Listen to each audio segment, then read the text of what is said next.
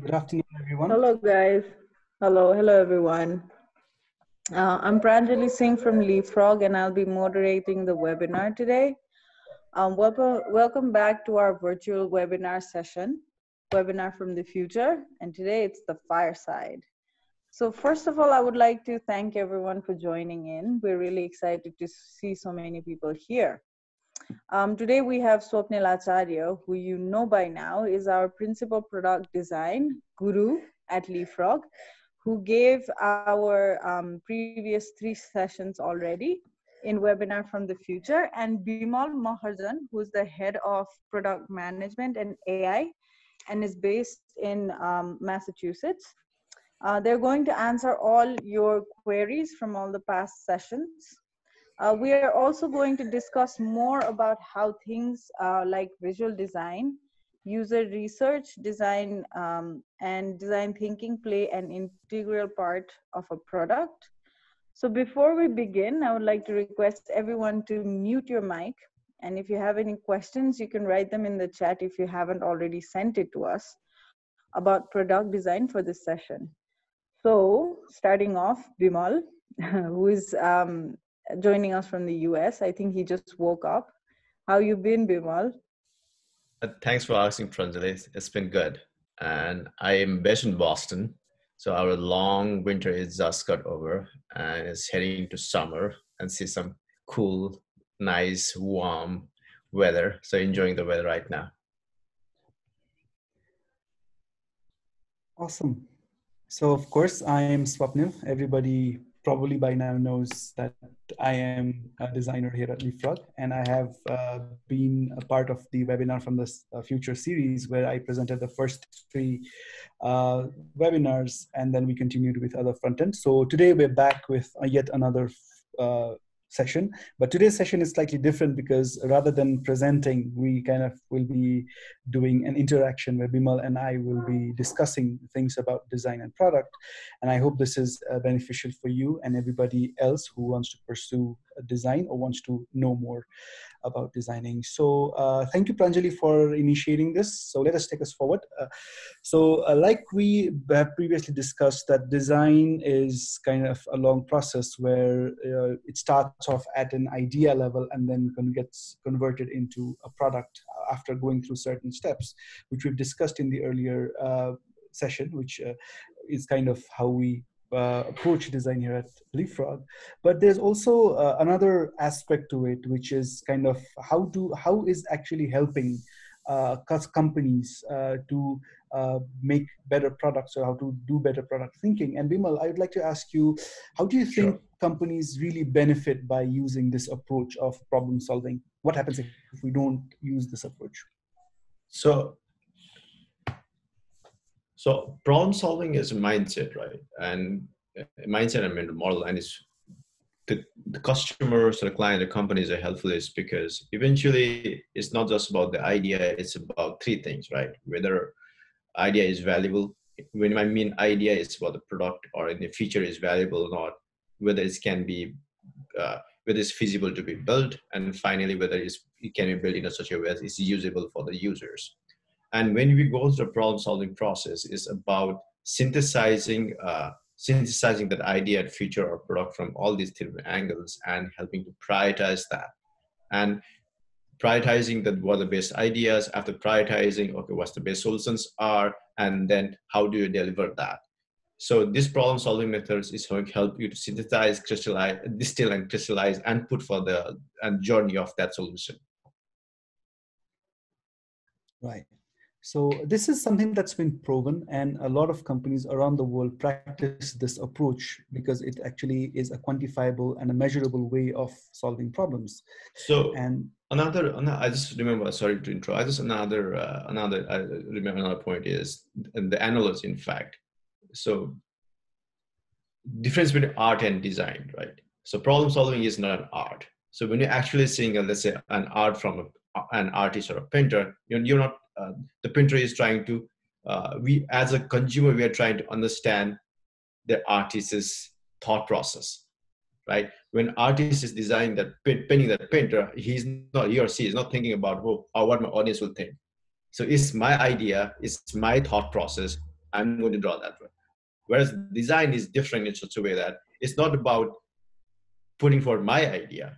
It's about, okay, I'm trying to solve users' problem, right? So how can I solve that problem? The design is about solving problems in such a way. So this process of design helps you understand, first of all, who my users are, what problems are they solving, if they have a problem, what is the frequency of that problem, what is the acuity of that problem, how urgent is that problem, right?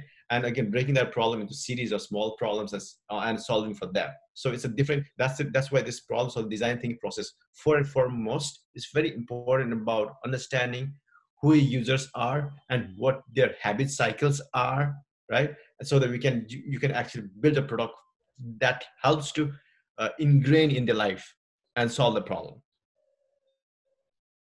And that discovery, for that discovery, design thinking is absolutely important in the process, the problem solving process. Right. But I think there's one challenge that a lot of smaller companies in Nepal have always faced, that they have experienced that the going through a specific process takes time and effort. And so there's this client at the other end who's waiting for a solution.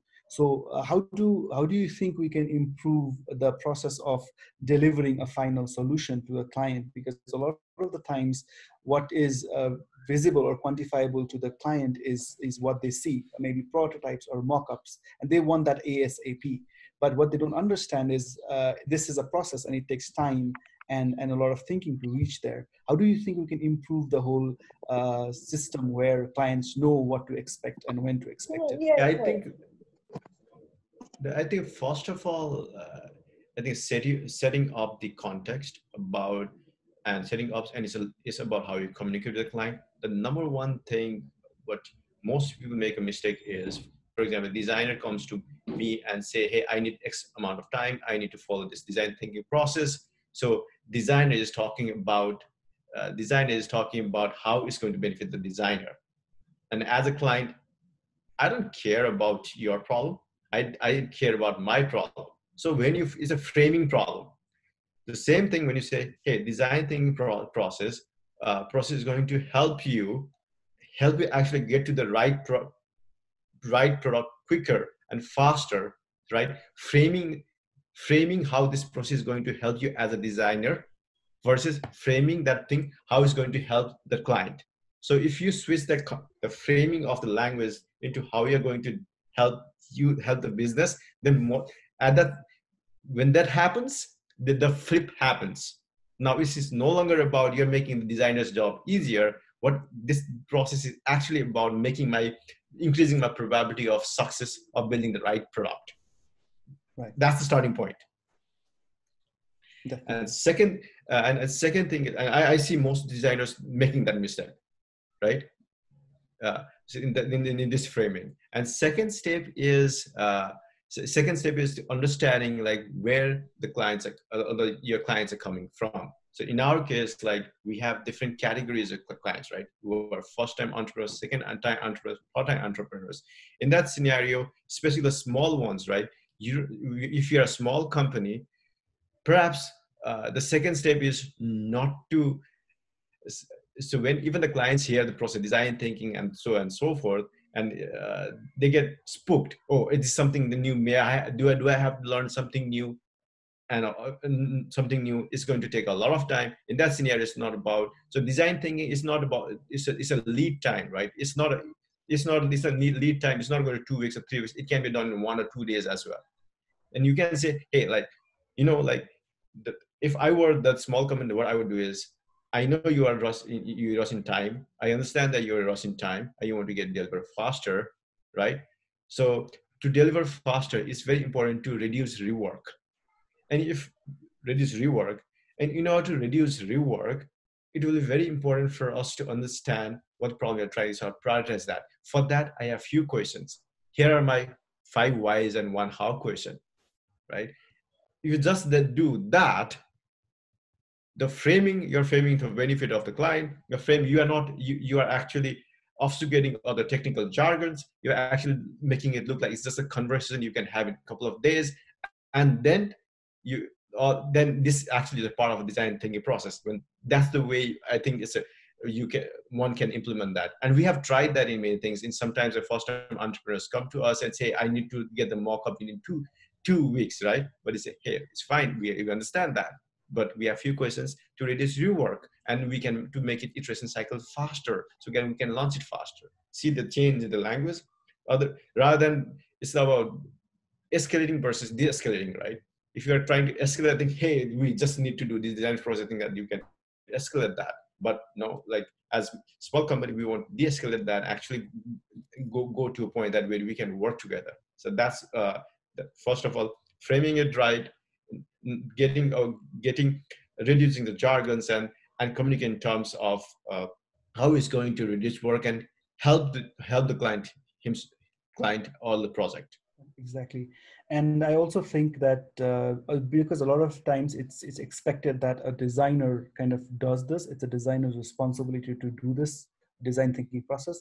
But there are also other stakeholders like the account managers and leaderships who are involved in a project. And what do you think about the role that they can play to expedite the process, make it easier, and make it more engaging for both the designers or the employees and the clients to make successful design thinking method? I think if I look back my own thing, when I see that happening is when I see my role, right? And when it has worked well and when it hasn't worked well is when I'm able to educate our client that you are not the user of the product and you are not the user of the product. And when that happens, right, now all of us, so one thing which is very toxic is you versus me, right? So client versus a team, right? And when that conflict happens, and when that you versus me happens, then it's very toxic to work in that environment. But whereas, see, all of us are trying to improve the life of that end user. We are in the same team, right? So it's not about my opinion. It's not about designer's opinion. It's not about like client's opinion. It's about how it's going to help that user. When the starting point of the conversation is towards that, and when I am able to make that happen, the job is a lot easier. And someone like, for example, who is close proximity physically to the client, right? For example, in our scenario, most of our clients are in the US. If I'm in Boston area, so I'm more close physically proximity. I have proximity to the client, so I have the luxury of meeting the client in person under the same time zone. So my job is to educate the client that, hey, it's about all of us. It's about the user in the end. All the conversation we're driving is eventually add value or solve problem for that user. Then it happens, it's not about you versus me, it's about all of us in the same team. So again, the setting of that is AM's or leadership's responsibility. Absolutely. And it's nothing to do with design, man. It's nothing to do with the design. It's about setting up the right context for success. Exactly. So because a lot of the times, every company that kind of uses the word client, we're doing this for client, but generally what gets missed out is the fact that we're not actually doing anything for the client. Client is just paying us to get this done. But why we're doing it is we're doing it for their users to make their lives easier. So that automatically makes us all one big team of designers, developers, AMs, and clients. We're all in one side of the spectrum. And then our combined effort is going to help their users succeed. And that's something, I think that mindset really helps. And also you mentioned some really good thing about inclusion in the team where everybody has a say and decisions are not shoved upon the junior level staff, but it kind of becomes a result of everybody synthesizing the context and making sure that everybody has a role to play and a solution to provide. And I think that also really helps to build successful products. So when that the setup is made, right? So then what is really easy to communicate that it's not about a perfect solution. It's about the trade-off, right? What is the right solution for that right particular stage? And the variable that goes into is, I mentioned earlier, whether it's valuable to the business, whether it's feasible, whether it's usable, right? In that regard, also, let's say in the ideal scenario, you have the best designers, best developers, best guys, right? But most likely you may not have that. For example, you may not have a best copywriter in the team, right? So what is good enough? Now, and most likely you may not have like 3 months to do that. You may have 3 days to do that, right?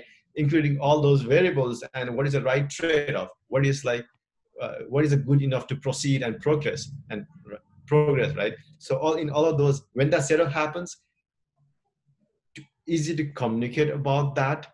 And if, even to the client, like the client is ready to pay, let's say $5,000, but he's trying to expect $50,000 of work, then we can clearly say, hey, like $5,000 is in that the best you can get in the $5,000 in 3 days is this, right? Given the amount of time, it's a lot easier to communicate like that when you are the same side, when you're trying to add value to users in the limited time and budget, right?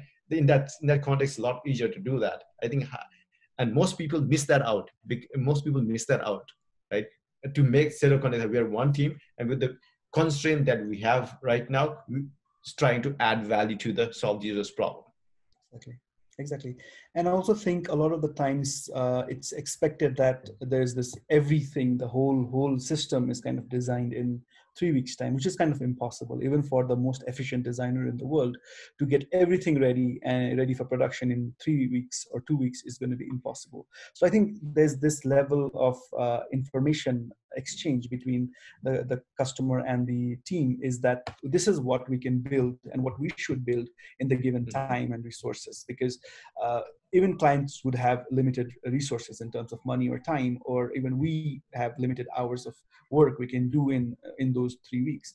So I think setting the cadence before we actually start working on and look, this is what we want to achieve, this is where we want to get, is I think that's a very good way of starting. And this is one example that I also gave in earlier webinar, that a client might have a superbly big dashboard they're trying to build, which is in 2 parts. It's data entry and reporting. But what we realized midway in the design discovery process is that the reporting is not going to happen unless the client has collected enough data. So we could actually push the design of the reporting section by 3 months and focus on the data entry part to get that component ready, up and running, so that it actually goes out there and starts collecting data.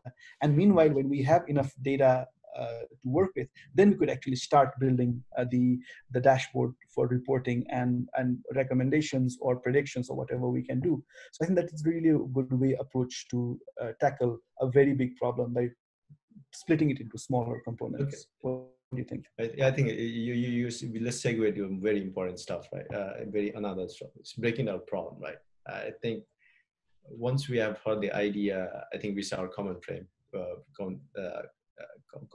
who wanted to build a wallet, right? Yeah. A long time back. Yeah. And we looked at the data and it's like, so for what's the requirement for digital wallet? For the design requirement for digital wallet is people are very engaged in that particular platform. So when people are engaged in that particular platform, the subset of that user will find it more, the highly frequently users will find it more easier, faster to maintain a dollar amount in the wallet, so that they don't have to deposit from the bank every time right? So that's the entire context of it. And our friend was wanting to build that wallet. And then when we look at data and we broke it down, let's start from the marketing website. So what is our customer acquisition rate on our conversion rate? So what is our activation rate? So what is our retention rate? What is our revenue rate? And what is our referral rate? So when we broke down, then we realized that our acquisition rate was less than 1%. So that means for every 100 people coming in, only 1% or less than 1% was signing up to the platform. So in that scenario, right? So for a wallet to exist, you need highly engaged people with a high frequency of the product uses. But that's retention. But what we have is, in that funnel, acquisition, activation, retention, revenue, and referral. So we were talking about this retention part for the retained people to build that product. But the bigger problem right now was the higher value return on investment would come in just working on the landing page, right? Understanding and landing page in such a way that our customers can understand their value propositions, and we were able to change that, and we moved from less than 1% to around, I think, 20%, right? And just doing without even building the wallet, the revenue of the company increased. So again, like when that happens, understanding, okay, we are actually doing it for the user. Now it's no longer about like highest paid person's opinion that, okay, this feature is going to work, right? In that scenario, highest paid person will be the client. So now we shift towards what? Let's look at the data. And the data, what's the minimum we can do that can get the highest return of investment given our scenario, and what we can do in the quickest amount of time. So when we openly discuss that, and it's about the users, it's not about individual like me or he or she, or it's about the user. Then when that framing happens, when that breaking down the problem happens, and with the help of some data, right, then so analytics and data that happens, now the decision is about facts rather than an opinion, and it's about the it's about the user. So it's a lot easier to make that decision now. Like how? So let's talk about it. Iterating on a landing page versus iterating on entire product, which takes longer, which takes shorter, which is much faster to do. Exactly. The landing takes much lesser time. Less to do, right? But what yielded higher return on investment? Exactly. The landing page, which we spent less time and less money building. So that kind of gets us more return. So that's a very smart decision on our side to make that decision. I think that really helps. So yeah, I mean, Bimal, a lot of the times I've heard many designers say that, okay, I know these things, I've read these things and I understand, but I cannot get my team to understand these things. So is persuasion a good idea, or should they also try other means or methods to get this message across the whole team? Because I've heard a lot of people complaining that, okay, me as a designer, I understand these things, but my team doesn't understand. What do I do? So it's a very interesting question, and so I have seen that happen in my own life. I think you have also seen that happen. Like, let's say, like I can talk about product management or product, right? So I've been thinking of what product thing is also very important and things like that. But the amount of literature experience I've read, consumed, and practiced, right? First, acknowledge that I may be in a different frequency than my team. Right. Let's start with acknowledging it. My frequency may be really different than my team's frequency in terms of absorbing literature about that content, understanding the value of that particular process, right? So how do we first level up that frequency? Now, then how do we do that? So persuasion is part of it, right? Perhaps we need to educate our team members, right? And perhaps we need to show by examples to our team members. So, not tell, so, right? And sometimes we have to go to extent that make that failure happen because we don't follow the process. And then the process comes in, that process becomes the hero and success happens. That is also going to be important. And finally, another thing, it's not going to happen overnight. It's going to take time to do this. It's not a binary switch, 0 to 1 happen instantly. You provided some booty and our team will eat that booty and so tomorrow come. Oh, it's not going to happen like that. Yeah. It's going to be a thorough, long process. And exactly, like I said, for example, acknowledge what's the difference in frequency, right? And then start educating them. Starting education, they could by sometimes subtly hinting in during the process, during our discussion, right? During the whiteboarding sessions, right? So subtly sharing an article about design thinking and benefits about in short article in Slack, right? So it's like the way I say, prime them, give them the context, give them everything right, and then show by example versus this. There's a product A which followed design thinking process, product B which didn't follow design thinking process, right? We do not even have to go to the output of it. That's the process of it. When you follow design thinking process, design for asking a lot of like questions to the client and trying to understand the users, right? When we tend up even doing that, our clients think, oh, these guys are smart. I even we don't, it's not about design output in terms of pixel. It's about the maintaining a relationship and somebody perceiving you as somebody smart. Just that lens, the client's lens change. We can show that happen, and eventually it's going to, rather than you persuading, right? After doing all of these things stuff, right, these activities, you can experience. I experience, for example, when I saw, okay, it's educating on product thinking, even started a email product course, right? And then when we are clients, product thinkers, we started, let's say, coaching our clients on product thinking, and how it was started becoming easier to work with the entire team. And third thing, the most important thing was the journey from idea to the product market fit, the right product for the right customer, was shorter.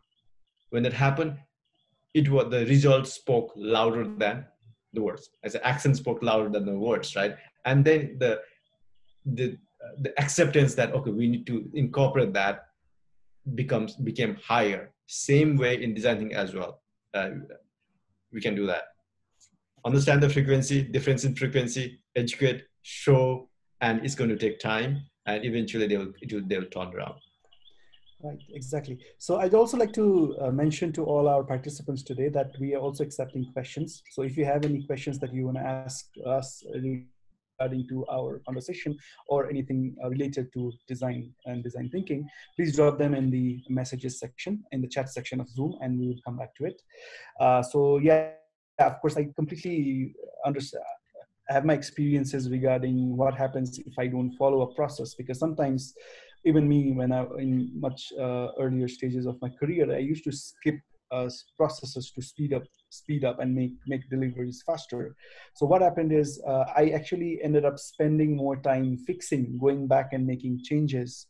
Once I thought the designs were ready, I would discover new things that were previously unknown to me because I hadn't done enough research about what I was building. So I was very much focused on what colors it would carry, what font I would use, and if whether it's going to be what it's going to look like on desktop, mobile. But what I generally did not research enough was who the users are, how they're going to use it. And there were so many big revelations happening to me at a very late and a very critical stage of the project when it was already ready to go to development. And then there I was discovering new things because I hadn't communicated enough with the client to understand what they were trying to build or who the users are, or the users, our assumption of the user was completely different from what we imagined to be. So it kind of makes the process even lengthier when you don't have enough preparation. So that's why we always enforce that we need to do enough of pre-work before we actually go out and start building this product. So I think, I'll frame it that in a bit another way. Okay. Like, it's rather than pre-work, it's about problem solving happens in 3 stages, right? One stage is at language, simple English language. Second stage is at design, that's pixel. And second stage is at code, right? These things happen at 3 different stages. And so when all of those things come together, it becomes a eureka moment, beautiful product comes out. Now, at the earlier stage, right, and we also segue to Lorem Ipsum thing, like whether you should design with Lorem Ipsum or not. For example, when you have a problem, first describing the problem in a simple language and describing multiple solution in a simple English language, right? Let's say the lead time to do that. Let's talk about the lead time to do that and lead time to iterate on that. So everybody will find it easier that it's a lot faster and easier to iterate on this simple English language than pixels. and it's a lot faster to iterate in the pixels than in the code, right? So in initial stages, what you are doing is trying to solve problem using English language. That's it, and it's a lot more easier because let's get it. Everybody's idea is raw, incomplete in the initial stage. It requires some probing, some poking holes into that, right? And also getting that out to the customers and getting the playback from the users, right? That needs to happen. That needs to happen, and that iteration cycle, the cycle is much faster and shorter when it happens at the English language stage, right? And then when you have a problem solving, and let's say you're designing a product, or let's say product or something like that for a designer, then when that happens, is all what's the story that we are trying to tell? What's the value proposition? Who the hero of the is? What's the tone of it? Right? When you understand, and then that happens like in the iteration cycle itself. If you based on the audience, you can actually craft a story that suits your user base and suits your customer. And when you're designing it, so then for that story, what is the right visual, whether it can be color, for example, if you're telling a very let's say we have designing to a heavy metal band, right? Audience probably it's like to be a dark, right? If we are for example, if you're designed to a suburban woman in the United States, probably going to be light shades or some shade of pink, or like which for example akin to Pinterest, right? So it's, and again, the language, we want to deliver the value propositions. For example, this is a story that one of my mentors, when I was Accelerator, gave to me. Like, yeah, well, he mentor who sold his company for $200 billion, and he said, so they were struggling with your product, and it was a dating site, right? So for a dating site, you need a lot of people to be useful, right? And they were like, a simple language change the product was the first thing. Was before they were using find a date for yourself, and they change the language to help your friends find a date. So in the previous scenario, it's like only people who needed to find a date would use the product. Now when they change from get your friends to find a date, right? For example, married men and women can start using the platform. For example, now I can, for example, I'm married, and if I use the product, I say, hey, I'm not using the product for myself, right? I'm using for a friend to find a date. So number of users expanded rapidly.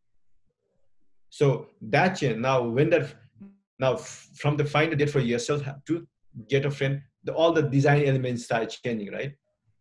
The design elements, the tone of language, saying the way you, number of times, number of, let's say, triggers that you need to give to the users to come back to the site, the features you're going to add, right? All of start changing from simple language, and the colors started changing. And that, if that iteration can happen, if that can happen earlier, while doing the like discovery and design discovery process, design thinking process, with design thinking, positioning that solution to the users at the language stage and getting the playback from that, the lead time to get to that point of eureka moment will be shorter. Exactly. And that's why you should never design with lower ipsum. Always have a story first. Exactly. So it's always important. And like I showed an example earlier of an education group website. Whoever attended that session, I had a screenshot of users who would read actually what it is. So it would say particularly specifically to using real content versus the context it provided using lorem ipsum made no sense. So kind of it really matters. I think another question, I think now let's go to the questions now. I think there's a really nice question that we have of how do you create portfolios for fictitious projects, or how should designers who are just starting their careers kind of prepare a portfolio of projects that are not real projects, are not commissioned work? How do you think they should go? I think for that problem is, so when you're building a portfolio, being a user centric here also very it matters a lot, right? User centric meaning, so you're trying with that portfolio, you're trying to solve a problem. The problem is that you are trying to solve is that you're trying to get instant credibility, right? That's the problem you're trying to solve. I need you are trying to get credibility in the market, and how do I get that? So when that happens, right, credibility in the market. So what's the easiest or fastest way to do that? Now, so solution for every solution, people need to understand the problem. And let's say you start every idea from the scratch, then perhaps your users are not going to understand what problem you have to solve, and it's not familiar, and therefore they won't give it familiar. They won't give a chance even to look at that portfolio. So for the starting out people, right, the easiest path I would recommend is, let's say, how would I redesign Pinterest, right? Let's say, how would I redesign Facebook, right? How do I the familiar products in the market, right? So I went and did give my own spin. So when that started happening, even like then start happening, then your audience, when you're sending a portfolio to, they're familiar with all of those products.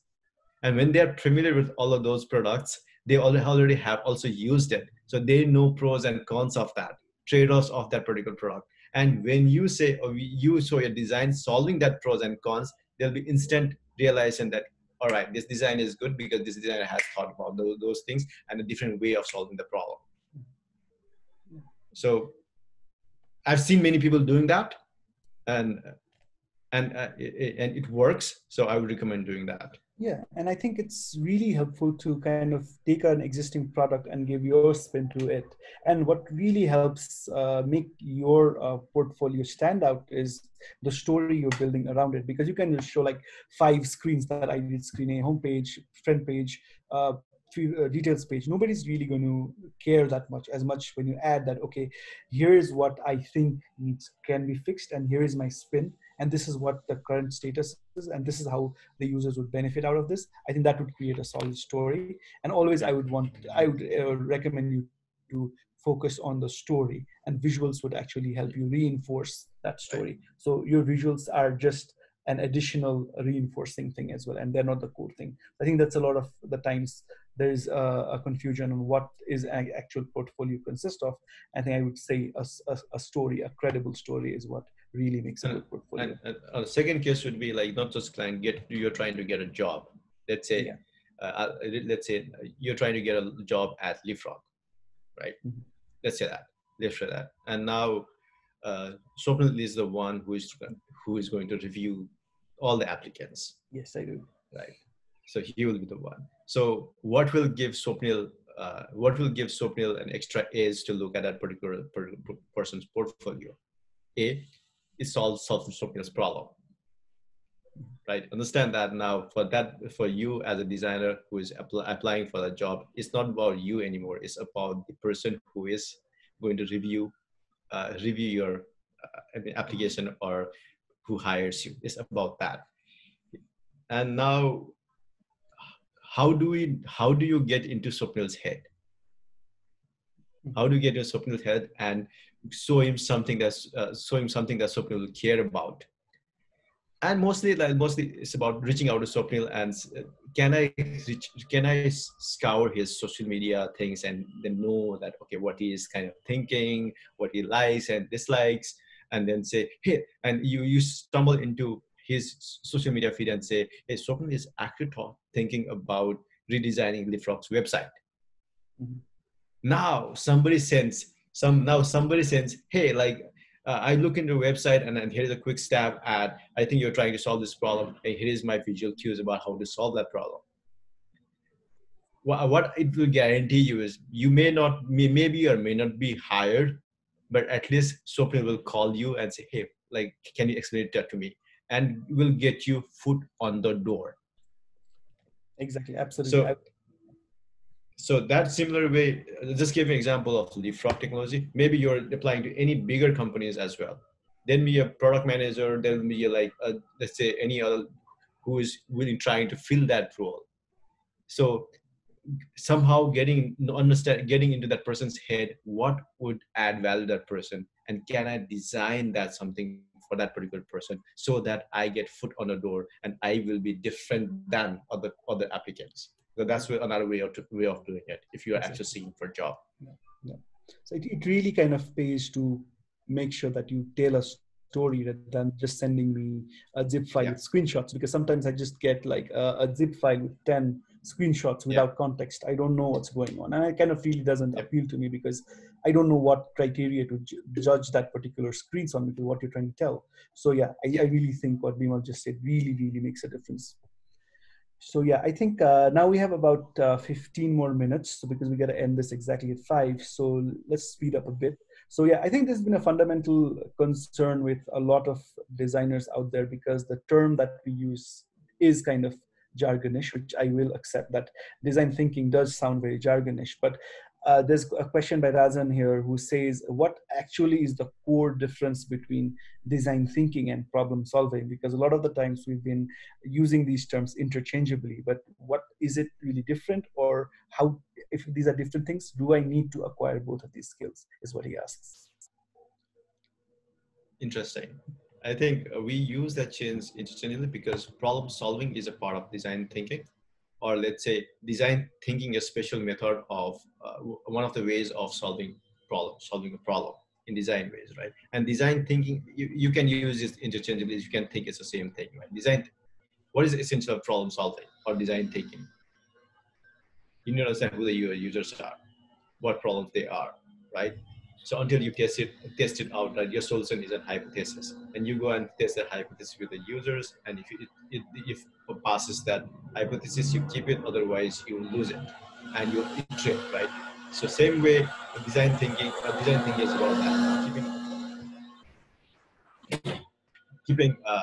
keeping users in mind and designing solutions for them. And it's not about you; it's about you solve your audience. So that's design thinking or problem solving. You can use it.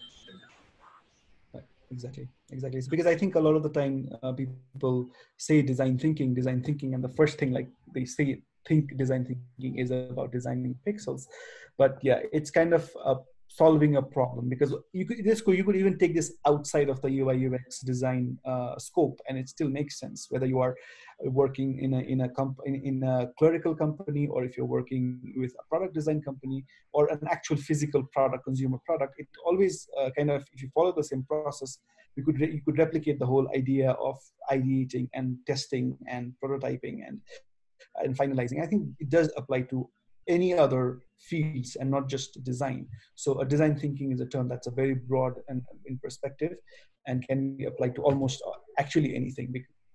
So like to add to that, for example, you just mentioned ideating, like what were steps ideating? Yeah, so it's first it's ideating, then it's oh god, I forget. Yeah, but the 5 steps. So first step with the same step. So the jargons maybe the names may be different, but again, if you run any scientific experiment, right? Scientific experiment, you're on hypothesis, right? And you collect a sample data, and you test that hypothesis using a sample data. And there is a success criteria for that, and if you succeed, you keep it. There are 5 different steps. So it's a problem-solving approach as well, right? You just distill your entire only one hypothesis. Even here, like the same process. Your solution is a hypothesis. Your solution is a hypothesis. And then you take the solution to your users, and it tests that users and sample side. So samples data is testing your hypothesis with the users, and then what we have is we have a success criteria. Let's say if 3 out of 5 people are going to, let's say, click on this thing, we'll take it as successful, right? And let's say 4 out of people click on this button, then you find, hey, yes, hey, yes. Yes, it's going to succeed, right? So otherwise, then you say, hey, my solution failed, and then I'm going to reiterate that. Yeah.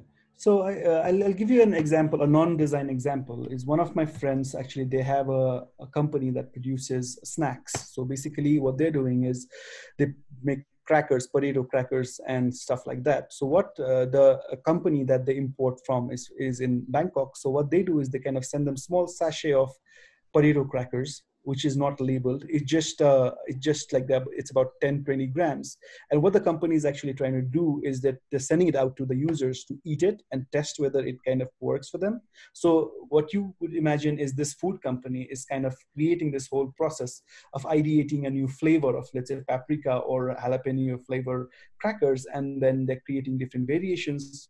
Some would have more salt, some would have more spices, and they're testing it out with the users and seeing what the response is. And they could actually shape the product in a similar way. So, I'm just trying to give you an example that it's not a very design thing. It could actually be applied to any other schools, but like Bimal said, it actually is following the process which really matters. And I think we have another question. Is UX a science? Is another question that we have here. I think it's both art and science. Yeah, I wouldn't say it's entirely science because science. Yeah.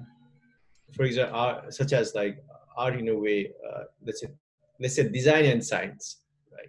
So art is again like art is about art is trying to is for example, M.F. Hussein would never have thought about it. Pablo Picasso would never thought of his artist. So like, okay, I'm going to tell this thing, right, and draw this abstract thing, and like let my audience admire my painting and say draw their own conclusions out of it. And multiple people can have multiple conclusions about the painting, right? That's art. The design part is again different. It's like I'm trying to solve a problem for this. Our users need to use this thing, right? You make utility out of it. So that's design. So in that scenario, let's say when we say art, let's say about something which cannot be, let's say, broken down into hypotheses and things like, for example, taste, the choice of color, the way you write in the copy edit in the websites, right? Those things are the like those are these, let's say, those are the artists in you. And the science part is that, okay, you are going to go and test this thing with users. How do you collect data? How do you set up hypothesis? And how do you review the data and make sure data is informing you to improve your design? That's science. So it got to be both of these things. It's a container of the findings of you've made, because I think art, when you just talk about pure art doesn't need that kind of validation. Like you would really create two versions and show, okay, I have more sky blue color here and more dark blue color here, and I'll test between users which they perceive more, and then I'll go with the sky blue version. That doesn't really happen with art, because art is expression, and this is exactly where design differs from art. Is over here you're actually creating something and testing it out to see which one works better and which one solves the problem better. And I think that's the major difference I see. Artists don't do A/B testing. Nope. Exactly. Yeah. So I think how will machine learning change the UI and UX in the future? I love this question. Bimal, you want to go first with this? I think it changes the way we engage with machine, first of all. For example, let's say what machine learning empowers. Let's give an example of Alexa, right? Alexa or Google. Let's give example of Alexa. Now the conversational product is a conversational product, right? Before that, before machine learning enabled natural language processing and to certain accuracy, right? It wasn't possible to design that. When it reached to a certain inflection point and started becoming so good that it can be incorporated in the product, you don't need an AI for that. You don't need UI for that, right? So this is how it's going to change. In most of the cases, right? You may not even require UI for that. But however, there'll be a user experience part. meaning how you design a conversation between a conversation and deliver experience to the user. That's going to change. That's one example. Second example is do you guys know the companies such as Drift and Drift, right? Previously, it used to be a form, right? If you want to ask a question, there used to be a form in the website. Now that form is converted into that chatbot. Now the information that people are trying to get is through chatbot, through conversation, rather than to the form. That's a difference, right? So I give example. Where there is no UI because of the purely conversational voice based. Second to like forms to chatbot, right? Now the same kind of information you're trying to get from the users to more chatbot style way. That's going to change the UI. I think both chatbot and the voice are enabled by machine learning and AI. So in that scenario, some of the things that we do in future, maybe landing page may not be relevant at all, right? Maybe relevant at all.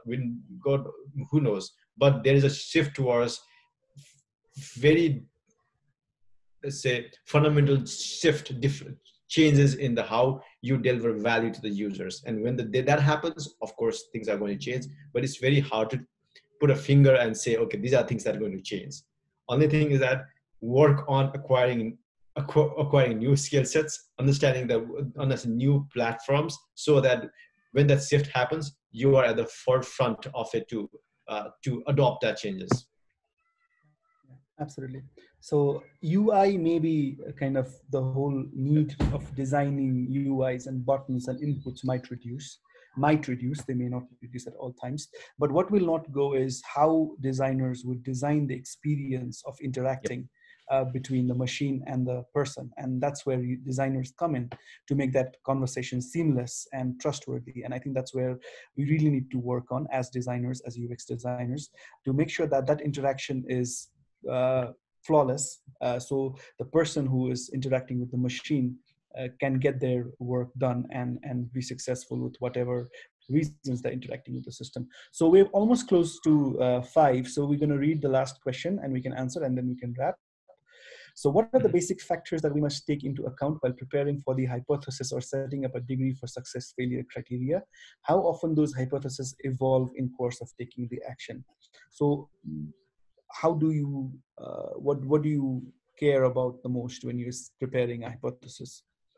So I think it depends on the stages, right? The hypothesis can be more informed or less informed.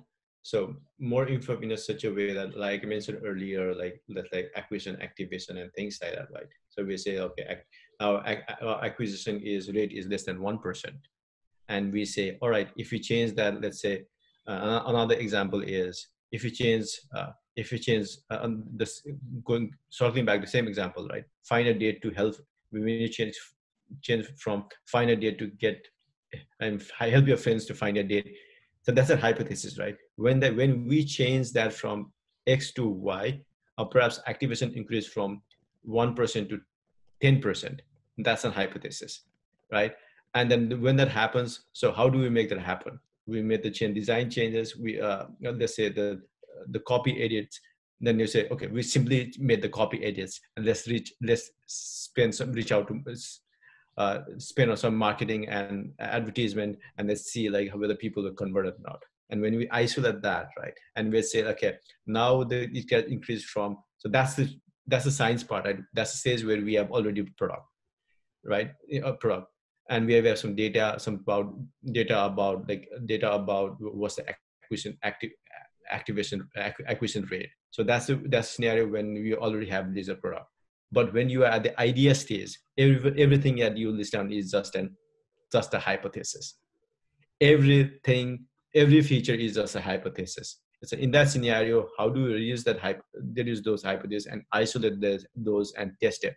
And idea stage. It may be qualitative or quantitative. For example, let's say we are building an AI tool for product managers. Now I have this idea that's an hypothesis. So how do I validate that? First of all, even to go to a quantitative way, can I do that qualitative? Can I find 5 product managers in my particular target group and set up a discovery session with them, saying, okay, when was the last time, what problem they're trying to solve, when was the last time they tried to solve the problem, how much money and time they have spent it, so that, right, that it sets up now from that 5 qualitative interviews, then say if 5 people out of 3 people say, okay, they have spent $10,000 to solve that problem in the last 3 months, then this is going to crystallize the hypothesis. Now from that, I got a certain language to give to my hypothesis. Now can I go and test it quantitatively? When I mean quantitatively, can I create like landing pages? Can I get email marketing campaigns to test that part, right? And say, okay, what is the set of success criteria for that? That's how, like, it's not a one-off step, it's an iterative stage. And how do you get to the users as early as possible, and also qualitative or quantitatively. That's how I would do it. And success criteria may differ. For example, and success criteria may depend upon your pricing as well. So pricing meaning, like, for example, if generally in sales there are 3. What are you selling, right? Whether are you selling an ant, or are you selling a deer, or are you selling an elephant? For example, the pricing, if you're selling something which is annually more than $40,000, is kind of an elephant. If you're selling like something which is less than $10,000, is you're selling an ant or a deer. If you're selling cost, that's something like $1 or $2 per head, you're selling an ant.